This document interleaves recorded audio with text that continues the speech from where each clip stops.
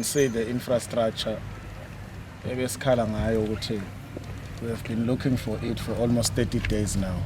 Yeah. Sifuna isikhona.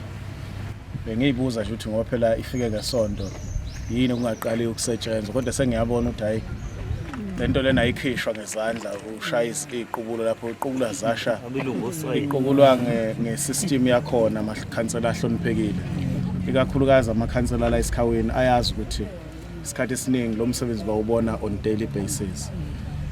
Okwami nje ngawo ukuthi Mashobane Somlomo deputy mayor namakhansela wonke nama officials wonke ife khona indlela impela asisebenze lokho abathi ngesingisi tirelessly ukuze lo msebenzi usheshe uphothulwe ngoba abantu bakithi have been very grateful to us ngokuba nje patient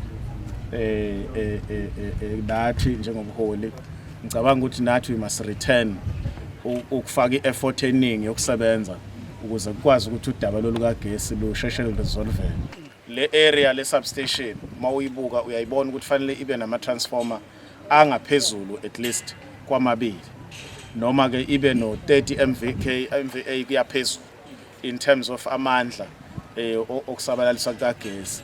So ke is that one, but also Mashobane, you know ukuthi sinama engagements athi eyethi belief is that abantu akufanele balinde u30 days ukuprocure noma yokuyoboleka itransformer komunye umkhandlu as a system municipality.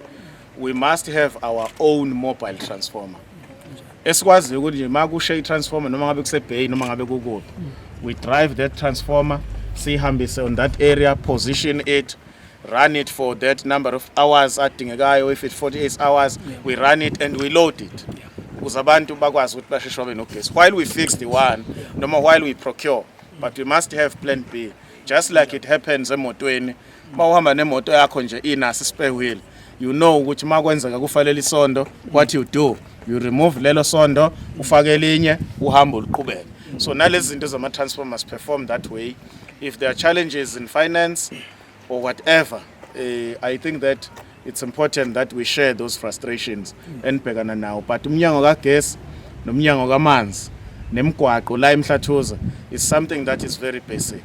Angeke ngibale indaba zokuqoqwa kwemfucuza nezinye izinto nokuqondwa katshani nokunye izinto ezibasic ofanele sihlale sikuyiposition ukuthi abantu bethu siyakwazi ukuba provide ngazo usuku nosuku or each time or within a reasonable time.